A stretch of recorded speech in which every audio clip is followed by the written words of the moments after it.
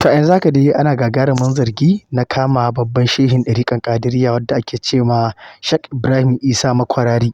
Isa Makwarari dai ɗaya ne daga cikin shugabanni a manya-manyan yankin jihar Kano wanda suke da faɗa a ji, kuma mutum ne mai mabiya da dama a bayansa. An ce shi ne shugaban Ƙadiriyya na Najeriya baki ɗaya, shugaban Ƙadiriyya na Najeriya baki ɗaya.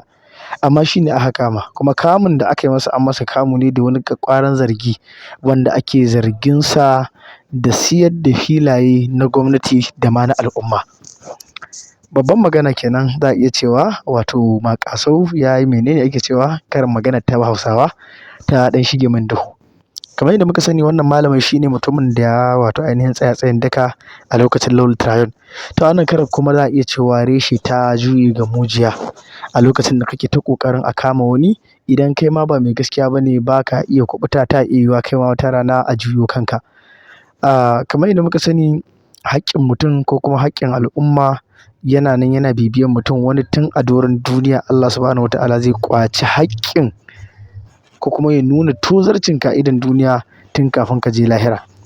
Ba muna tabbatar da abin da ya aikata ba ne, amma dai zargin tunda an ce harkarsa ne na wato harkar siye da siyarwar filaye, to zargin ta iya zamtowa an kusanto da matsanancin wato me ake ce mishi da suna kusantar gaskiya akan zancen. Kuma tun daga gwamnati ta yi kamun, to babu shakka akwai zargin mai ƙarfin gaske. To amma babu shakka za mu jira hukumomi su tabbatar a hukumance domin kuma daga bisani ma zuwa mu yi bayani. Amma kamar yadda muka sani malaman addini suna da sahu mai girman gaske, mai daraja, mai kima a cikin al'umma. Rushewar wannan sahun nasu rushewar al'umma ne. Darajarsu shi ne ƙarshen daraja. To amma babu shakka a irin wannan zamanin namu, kowane malami ko kuma kowane shehi ko kuma kowane babban mutum da kake gani za ka ga yana da darajarsa da kimarsa da mutuntakarsa, to amma zuciyarsa cike take fal. Wannan ya sa suka samu naƙasu, naƙasun da suke kallon yadda ɗan siyasa ke hawar tiƙeƙiyar mota, to shi ma malam yana so ya hau irin wannan mota. Yadda wato wato ɗan siyasa ke shiga tiƙeƙin gida, haka yake so shi ma ya shiga irin wannan tiƙeƙin gidan. Yadda yake so ya ga budurwa ƙila a Gombe ko a Kaduna ko a wata gari kyawawa zuƙa-zuƙa 'yan mata, yana so shi ma ya je ya auro irin wannan budurwa ko irin wannan matar yadda yake so, yadda ya ga 'yan siyasa na yi. Yana so ya hau jirgi ya buga, ya tafi London yau, ya tafi India yau, ya tafi ina ne, duk lokacin da ya ga dama zai iya kaɗa jirgi. Yana da wadatar kuɗi da dukiyar da zai iya yi. Irin wannan yana yaudarar su, yana ruɗan su, su rinƙa son cewa su ma fa suna son irin wannan sharawa. Ba zan manta ba, akwai wani bawan Allah ya ce ya taɓa halartar wani taro da aka yi daga cikin wasu malamai. Ba zan faɗi ƙungiyar ba saboda kar a ce an zage ta ko an soke ta. Ya ce an zo ana lokacin Isa Igwe ne a jihar Bauchi. Ya ce an zo ana taro. Kawai sai wani ɗan siyasa ya miƙe sai ya ce masa, "Malam, wato muna kira ga Isa Igwe, mu ma fa irin tiƙa-tiƙan motar da kuke hawa mu ma muna so mu hau a matsayin mu na malamai. Irin kaza da kuke mu ma muna so mu hau." To wannan abin yana ruɗar su. Saboda abin da ya sa nake wannan magana shine, wato normal ne ka ga ɗan adam ya yi irin wannan abin saboda dama ai laifin da ɗan adam yake iya yi ne. Shi ne cuta, zamba, damfara. To amma mu gane cewa malamin addini yana da wata daraja da kimar da shi ake kalla a iya gyaruwa ko shi ake kalla a kwaikwaya. Kamar yadda na sha faɗi, yanzu idan aka ga malamin addini ko kuma malamin da shi ne zai tsaya ya gaya maka gaskiya, sai ka ga yana aikata irin wannan abin, to zargin da za ka fara, to anya abin da yake faɗin gaskiya ne? Za ka fara zargin in gaskiya ne, ya za a iya rinƙa yin shi irin waɗannan abubuwa. Ga shi dai ya gaya maka kaza haramun ne, kaza haramun ne, kaza haramun ne. To amma za ka fara zargin, to in dai ya yarda shi ma yana da yaƙinin haramun ɗin ne, kuma yana da yaƙinin lahirar za a tuhume shi, yana da yaƙinin lahirar za a cafke shi akan wannan abubuwan da yake yi, to ya zai rinƙa yin irin waɗannan ɓarnannuka haka?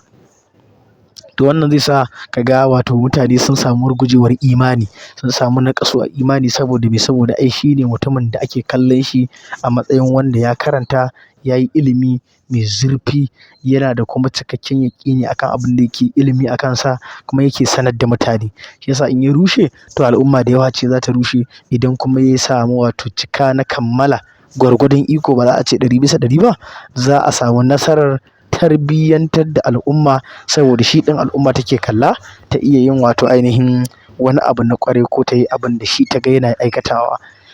Lalacewarsu yana da nasaba da wato juyawar zamani da kuma mayar da hankalinsu ko kuma mayar da idanunsu a kan shugabanci da shuwagabanni da yadda shuwagabanni ke shan sha'aninsu cikin harkar siyasa kuma wato cikin harkar shugabancin al'umma da kuma cin haƙƙin al'umma. To wannan shine babban ƙalubale kuma babu shakka muna fata gwamnati ta yi bincike ta musamman ta kuma tabbatar da hukunci a kansa kuma ta ɗaure shi in na ɗaurewa ne, in na ƙwacewa ne a ƙwato haƙƙin al'umma, in na gwamnati ne ma kuma dai na menene. Ita gwamnati ta san me za ta yi, menene hukuncinsa da yadda za ta warware wannan matsala. Wannan shine abin da za mu iya cewa kuma babu shakka ba muna goyon bayan kowane mai gaskiya ko mara gaskiya ba ne. A'a, duk wanda ya yi rashin gaskiya wajibi ne a ɗauko shi, a auna shi da idon basira, a kalli abin da ya aikata, a hukunta shi gwargwadon abin da ya aikata. Ba mu ce a yi ma wani alfarma ko a yi ma wani wannan ba. Saboda idan ana duba darajar malami ko ana duba darajar ɗan siyasa ko darajar wani mai kuɗi ko saboda gidansu ko saboda a'a yana da wani babba yana gwamnati ko yana da wani babba yana cikin wadda ake gani da daraja, to babu shakka za a ci gaba da ɓarna saboda ganin wannan alfarmar ko kuma darajar a ƙi yanke hukuncin da ya dace zai sa ba za a yi abin da ake ce ma adalci ba. Wanda kuma shi adalci bai gaji haka ba. Shi adalci shi ya sa Manzon Allah Sallallahu Alaihi Wasallam ya gaya ma Nana Fatima da ta yi wato ibada, ta yi tsayin daka saboda ita ma ta wato kuɓuta a ranar tashin ƙiyama. Wannan ya faɗi shi ne a babi na wato karantar da mu a matsayinmu na al'umma don mu gane matsayin tsayuwar daka. Ba ruwan addini da dangantaka ko jini ko ni dan jinin wane ne ko dan ni jinin annabta ne ko jinin sahabi wane ne. A'a, magana ake ta kai me kai. Wannan shine Allah muna fata Allah Ubangiji Subhanahu wa ta'ala ya bayyana gaskiya. Idan kuma yana da laifi Allah Ubangiji ya sa gwamnati ta yi adalci a kansa. Idan kuma ba shi da wato laifi, to muna fata Allah ya kuɓutar da shi, ya ba shi kariya. Alfarman Manzon Allah Sallallahu Alaihi Wasallam.